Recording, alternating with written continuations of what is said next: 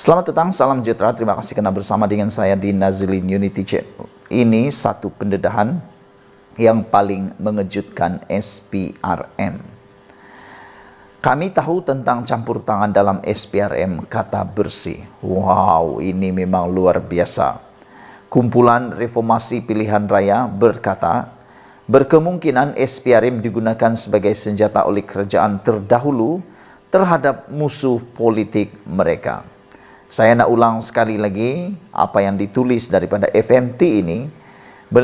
Kami tahu tentang campur tangan dalam SPRM kata bersih merujuk kepada kemungkinan SPRM digunakan sebagai senjata oleh kerajaan terdahulu. Ini bukan kerajaan Anwar Ibrahim yang dirujuk, tetapi kerajaan yang terdahulu terhadap musuh politik mereka, kata kumpulan Reformasi Pilihan Raya, yaitu bersih. Kenyataan Ketua Pesuruh Suruhanjaya Pencegahan Rasuah SPRM menandakan agensi itu digunakan sebagai senjata politik menurut kumpulan Reformasi Pilihan Raya Bersih. Pengerusi Bersih Thomas Venn berkata, kenyataan Azam Baki mengesahkan keraguan kumpulan itu bahawa SPRM telah dihalang dalam siasatannya.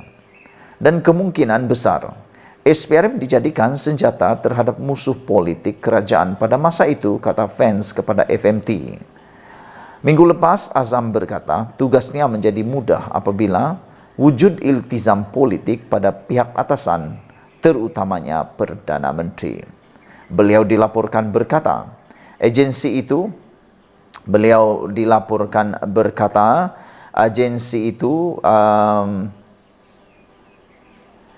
tidak menghadapi sebarang halangan untuk meneruskan kes. Saya tidak sakit kepala. Kata beliau. Saya boleh tidur lena pada waktu malam. Saya tidak boleh tidur apabila orang mula ganggu kerja saya dan bertanya mengapa saya siasat ini atau itu, kata beliau lagi. Fans berkata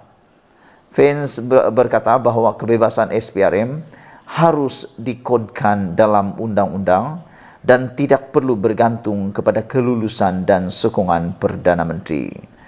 Pindaan undang-undang juga diperlukan untuk menjadikan pelantikan dan penyingkiran Ketua Pesuruhjaya SPRM secara telus melalui jawatan kuasa Parlimen, kata beliau. Beliau berkata Perdana Menteri Anwar Ibrahim boleh memberikan jawatan kuasa Parlimen kebebasan untuk memeriksa dan menyenarai pendek calon berpotensi. Ketua Pegawai Eksekutif Pusat Membenteras Rasuah dan Korinisme C4 Puspan Murugiah berkata, SPRM harus menjalankan tugasnya tanpa rasa takut atau pilih kasih, tanpa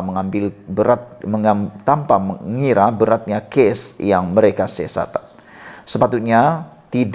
Kata beliau, sepatutnya tidak ada pengumuman bahawa SPRM sedang mengejar kes berprofil tinggi. Sekiranya terdapat bukti rasuah yang mencukupi, menjadi tanggungjawab mereka untuk memastikan mereka menjalankan tugas mereka, katanya. Puspan berkata, pada masa ini terdapat defisit amanah dalam kalangan orang ramai kerana wujud dakwaan berlaku campur tangan politik. Beliau berkata tuduhan sedemikian menunjukkan perlunya SPRM diletakkan di bawah pengawasan Parlimen secepat mungkin. Hanya melalui pembaharuan yang betul barulah boleh imejnya ditambah baik, kata beliau lagi. Saya sangat setuju dengan apa yang dinyatakan dalam laporan di FMT ini, yaitu kami tahu tentang campur tangan dalam SPRM kata bersih. Kumpulan Reformasi Pilihan Raya berkata berkemungkinan SPRM digunakan sebagai senjata oleh kerajaan terdahulu terhadap musuh politik mereka.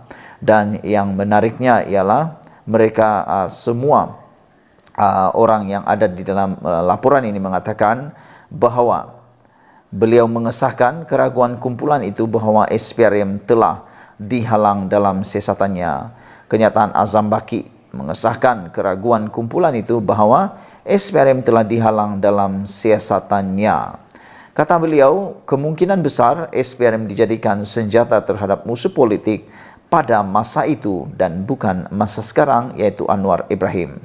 Minggu lepas, Azam Baki berkata tugasnya menjadi mudah apabila wujud iltizam politik pada pihak atasan, terutamanya Perdana Menteri. Ini yang paling menarik yang kita dapati hari ini, yaitu pengakuan Azam Baki yang mengejutkan kita. Beliau juga dilaporkan berkata agensi itu kini tidak menghadapi sebarang halangan untuk meneruskan kes. Dan yang lebih menarik lagi, Azam Baki juga mengatakan di dalam pengakuan beliau yang mengejutkan itu, beliau tidak sakit kepala lagi. Saya tidak sakit kepala. Saya boleh tidur lena pada waktu malam, kata Azam Baki. Saya tidak boleh tidur apabila ada orang mula ganggu kerja saya dan bertanya, mengapa saya sesat ini dan itu, kata Azam Baki. Nah, ini sesuatu yang paling mengejutkan kita. Anwar Ibrahim sejak jadi Perdana Menteri telah membuatkan pengarah pesuruh Jaya SPRM mula tidur lena, tidak sakit kepala dan tiada lagi gangguan-gangguan di dalam meneruskan siasatan kes. Ini pengakuan yang dibuat oleh Azam Baki sendiri, bukan kita ambil suka hati. Dia sendiri yang kata, saya tidak sakit kepala lagi, saya boleh tidur lena pada waktu malam, dan saya tidak lagi diganggu oleh orang apabila mula bertanya, ganggu kerja dia, bertanya mengapa dia sesat itu dan ini.